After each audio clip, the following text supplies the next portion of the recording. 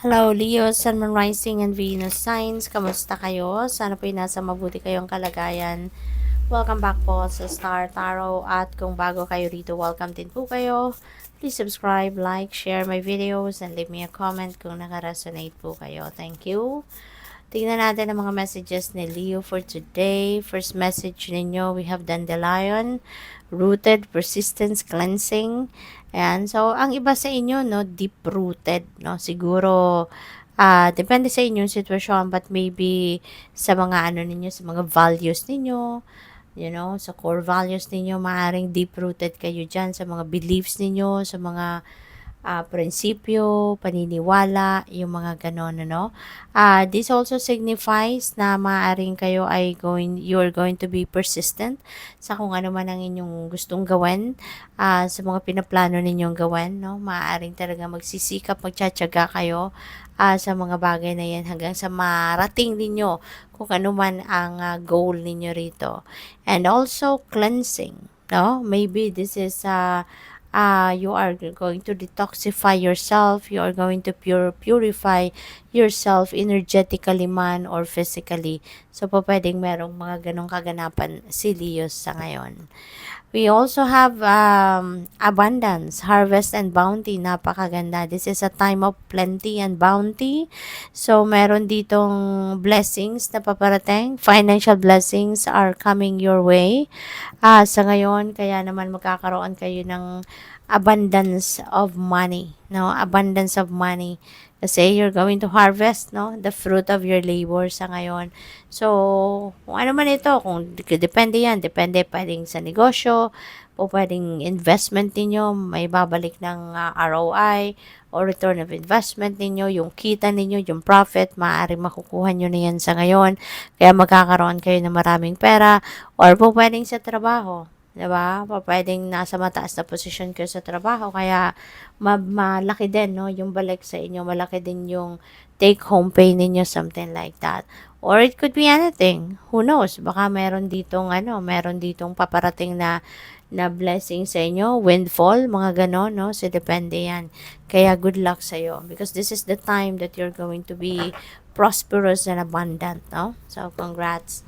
And maraming salamat din, Dio, no, for subscribing to my channel. And if you haven't subscribed yet, subscribe na po kayo. And thank you also for not skipping the ads, no. Maraming salamat. Malaking bagay yan po yan sa akin. Thank you. And please click the join button sa baba ng video kung gusto po ninyong mag-member sa channel. At sa mga cross-watchers, hello po sa inyo. Bridge, successfully overcoming a problem. Ayan, napakaganda, 'di ba? Magtatagumpay na kayo. You're going to claim your success, no? This is victory energy, at kung ano man ang pinoproblema ninyo in the past, ngayon mahahanap nyo na ang solusyon, and you are rising above that problem. Do not back down from opposition. Show strength and fortitude. Okay? Laban lang, Leo, kasi maaring sitwasyon na to, kailangan mo talagang lumaban. Kailangan mong ibigay sa kanila ito. Diba? Kailangan mong harapin ito. Hindi ka rito aatras, or hindi mo to didedmahin. You're going to really face this situation, lalabang ka dito.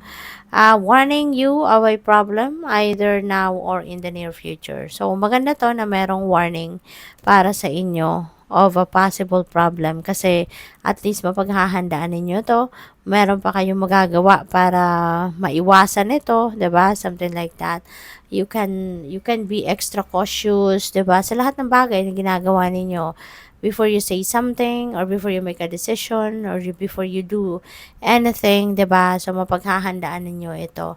Mapag-iisipan at alam mo yun, magiging mas maingat kayo, no? Pwedeng mas maging maingat kayo para maiwasan ang mga possible na maging problema. You need to defend yourself, no? So, pwedeng related ito dito kay bull energy. Kailangan ninyong humarap, no? Dito sa opposition, sa mga taong, kumbaga kinakalaban ka, or sa mga taong kumukontra sa'yo. Sa ngayon, ipaglaban mo ang sarili mo, depensahan mo ang sarili mo, okay? Or kung ano man ito, no, na issue na maaaring pinag-aawayan ninyo. We have work, achievement, and success. Maaaring ito yon.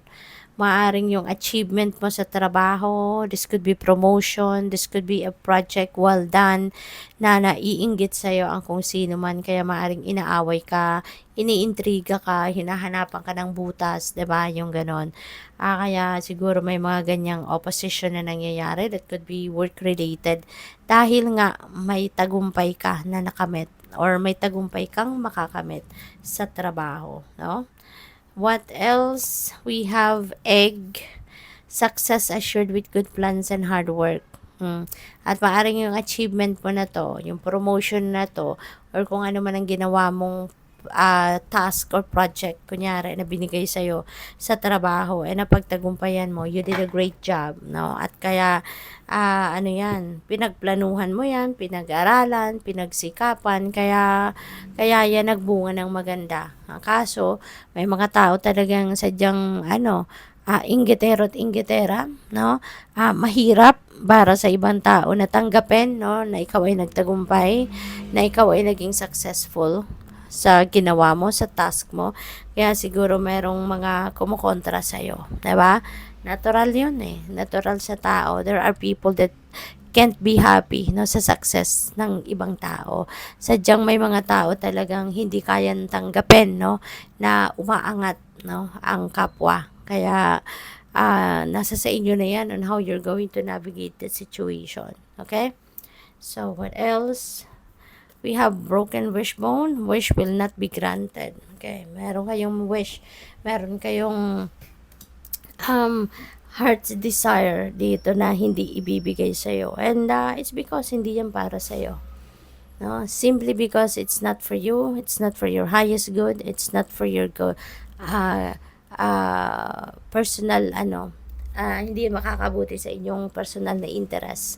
Kaya, hindi yan ibibigay sa'yo. Pero huwag kayong malungkot, no? Huwag kayong madismaya kapag merong mga ganyang hindi binibigay sa atin. Kasi, kadalasan, yung mga bagay na hinihingi natin, hindi binibigay sa atin, hindi yan ibibigay sa atin if it's not for our highest good.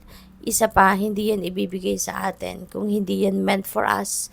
Isa pa, pwede rin na that is a sign, no, of the universe in protecting us. No? Hindi yan ibibigay sa'yo, hindi yan mangyayari. Kasi pinoprotektahan ka ng universe na mapunta ka sa isang sitwasyon na hindi para sa'yo or mapunta ka sa isang sitwasyon na poproblemahin mo lang. Diba? Kaya wait, no? Wait for whatever it is that is meant for you. Kaya wag kang malungkot. Okay? Good luck. Thank you for watching. Love and light. Namaste.